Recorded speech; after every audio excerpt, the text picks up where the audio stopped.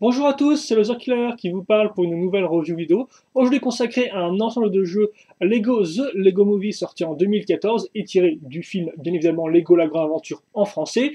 Alors il s'agit là de la référence 70 801 ou 800U, vu que c'est une référence, la Melting Room, ou en français, la salle de fusion. Ça coûte 15,99 € et ça contient 122 pièces, donc c'est un des deux modèles entrée de gamme, et bien de la gamme, voilà, vous êtes très bon.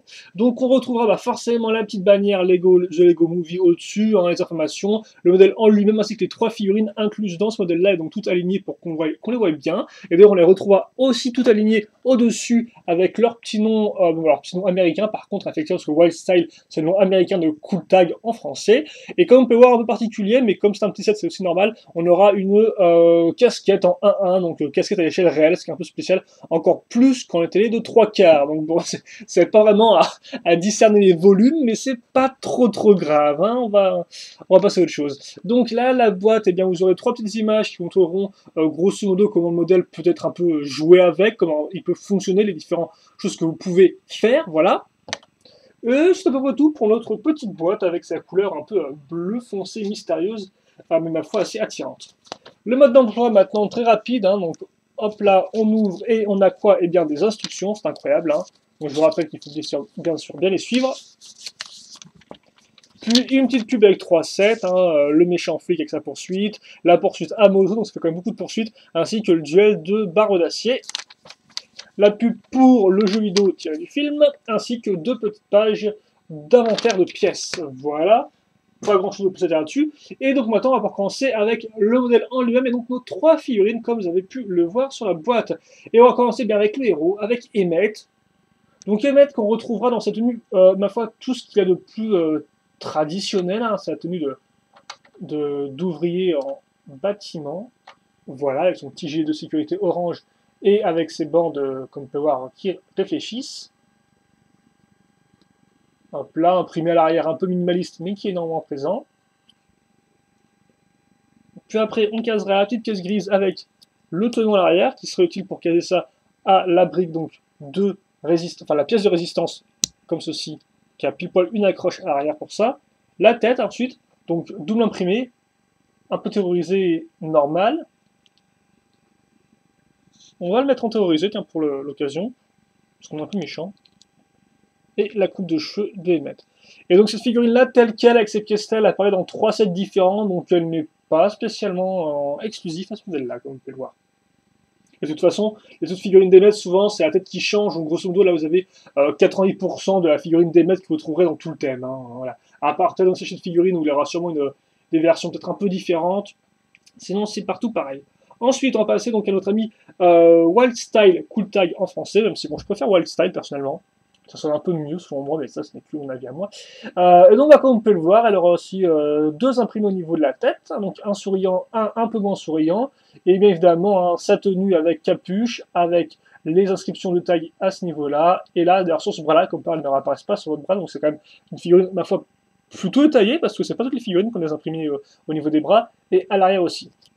Et donc, par contre, ce qui est cool avec cette figurine de Cool Tag là, c'est que, eh bien, elle a sa capuche, certes, mais sa capuche qui est mise. Parce qu'en effet, il y a deux versions de la figurine de Cool Tag. La version avec capuche qui est défaite, donc qui pend à l'arrière, et la capuche mise. Et d'ailleurs, eh bien, cette version-là est exclusive à ce modèle-là. Donc, il faut savoir, dans cette première vague, du moins, si vous voulez Cool Tag avec la capuche de mise, eh bien, il faudra acheter ce modèle-là. Et donc, c'est pas le plus cher à acheter. Donc, pour une fois, c'est pas trop mal, hein, voilà.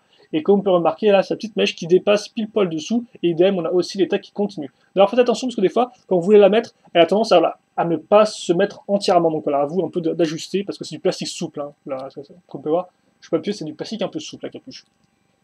Alors, Cool Tag vient avec une hache, grosso modo, même si la hache, on pourra aussi, vous allez voir après, la caser sur la structure du modèle. Et là, vous remarquez aussi, j'ai peut-être noté, mais sur les jambes, on a vraiment imprimé et sur la ceinture, et sur la jambe, et sur le pied aussi. Donc franchement, c'est une figurine qui est plus que détaillée.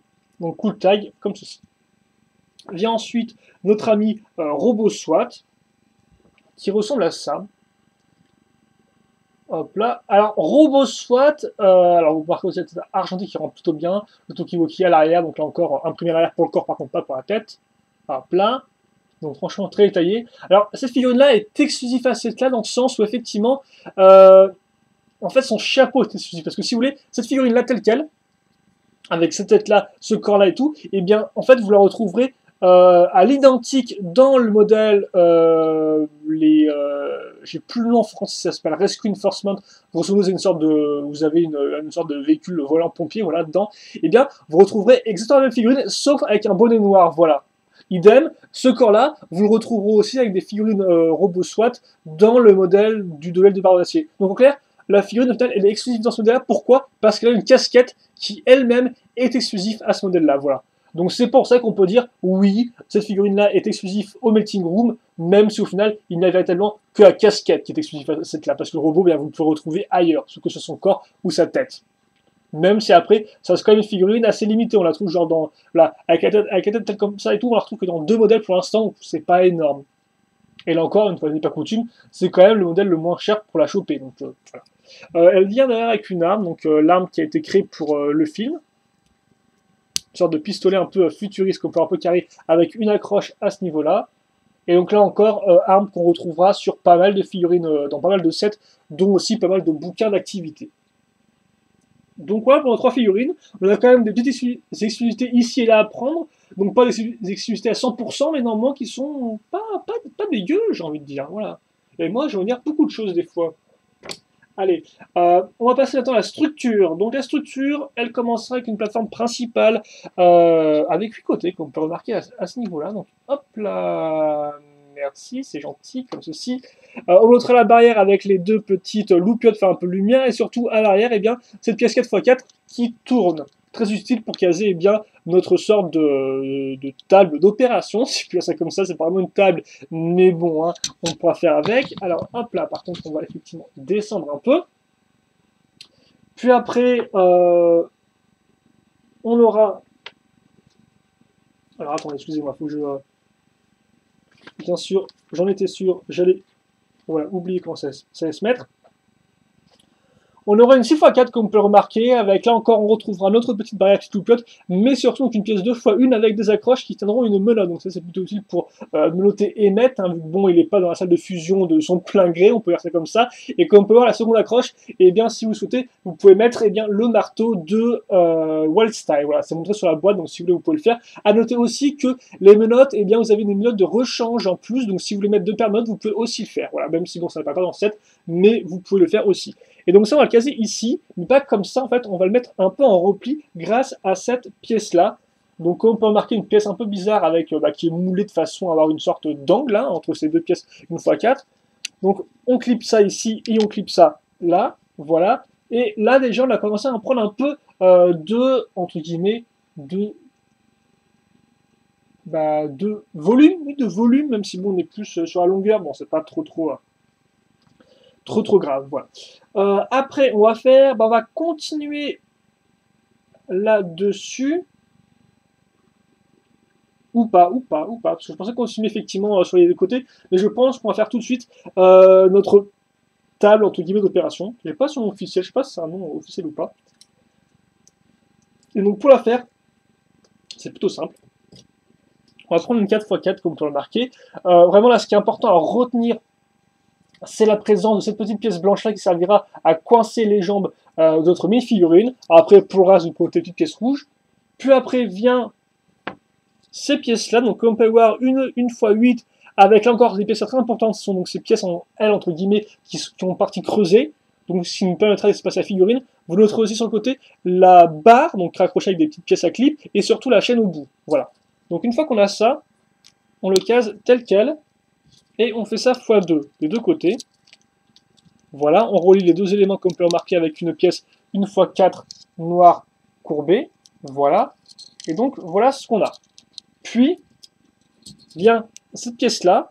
Donc, c'est une pièce avec des petites accroches, avec des trous circulaires. Vous noterez aussi la petite roue dentée ici. Elle est reliée directement à cette pièce grise-là, qui elle-même est reliée à cette pièce-là, à la pièce rouge, donc qui a 2 trous circulaires à l'arrière. Ça, on le met à ce niveau-là. Alors c'est un peu dur avec la caméra qui bouge dans tous les sens là. Voilà, et puis eh bien ça maintenant on le case directement ici. Comme ceci. Et donc là j'ai cette partie là qui est complète, donc comme oui ou pas, parce qu'effectivement, visiblement, je ne sais pas quand je, quand je clipse mes pièces.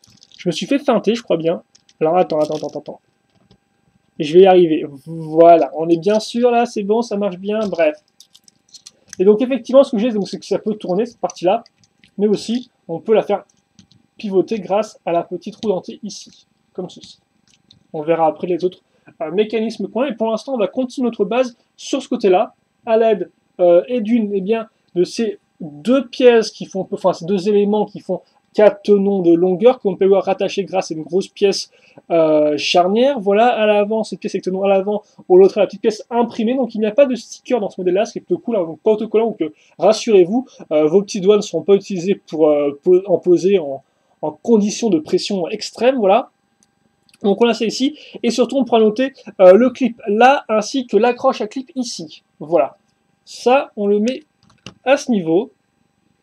Hop là. Puis après, on prend une 2x2, on case une pièce 1x2 avec la barre qui remonte, puis une pièce charnière. Dessus, on case cette petite partie-là de voiture, mais ça, effectivement, c'est un peu énervant parce que je cadrais l'arrière, mais l'avant est flou, voilà, comme ceci.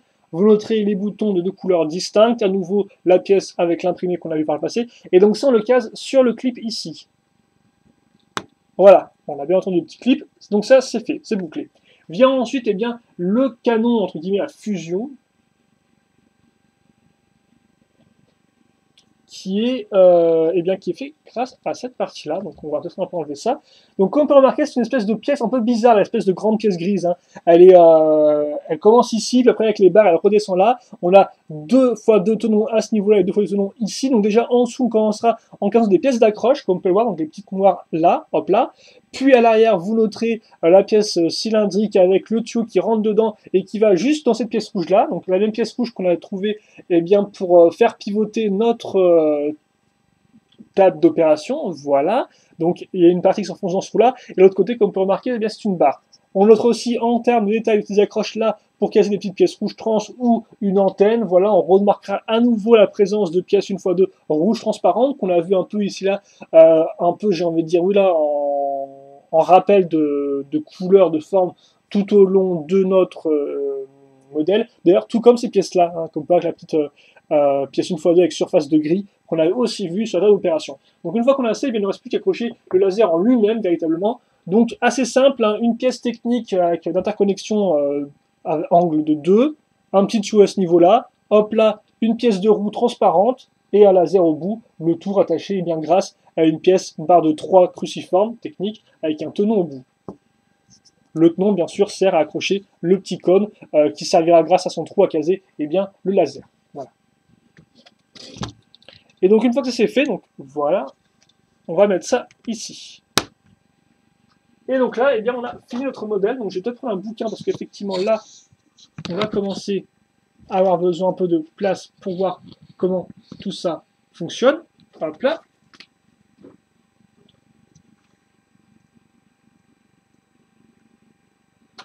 Et donc, je pense qu'on est plus ou moins bon. Écoutez, on va faire ça comme ça. Donc voilà, notre salle de fusion est terminée. Alors on va peut-être faire un petit turnaround de la salle de fusion. Parce que oui, on peut même faire des turnarounds de structure. Vous ne le saviez pas, maintenant vous le savez. Alors par contre, forcément, avec mon gros doigt, ça va être un peu... Oui, forcément, ça c'est aussi un peu gênant.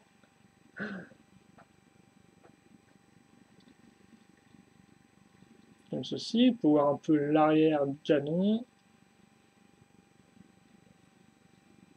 Voilà, comme cela. Alors d'ailleurs, niveau dimension, c'est du 10 cm de hauteur, donc forcément, ils ont pris ça comme point de référence, hein, du 14 de longueur et du 14 de largeur. Donc grosso modo, l'idée, c'est que de ce point-là à ce point-là, on a 14 cm. Voilà, c'est l'idée. Et idem, hein, de là à là, on a à peu près 14 cm aussi. Hein, de là à là, voilà. Donc c'est un peu comme ça que c'était mesuré pour ceux qui se demanderaient comment ils font pour mesurer un truc qui n'est pas vraiment rectangulaire ni carré, quoi.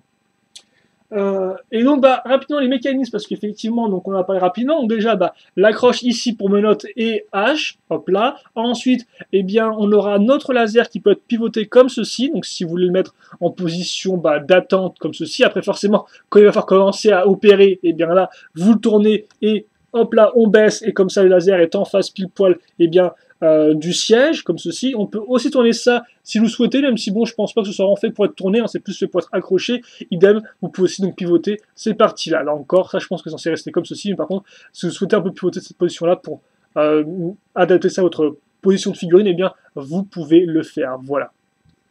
Mais après, voilà un peu comment ça rend en position d'attente. Et donc après, bien, on a notre table. Donc comme je l'ai dit, on peut la pivoter ici, la pivoter dans ce sens-là. Et donc l'idée, c'est que on va prendre et mettre. On va faire en sorte de retourner ses mains pour que l'accroche pour tenon se mette dans ce sens-là, en arrière donc. Hop là. Puis après, on le met ici, donc grâce à la pièce 1x2. Donc, comme on peut voir, ses jambes passent pile poil. Et grâce aux pièces en L, eh bien, ses bras passent pile poil sans problème à ce niveau-là. Hop là.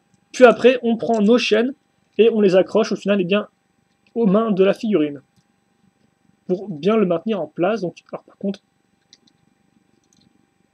il faut...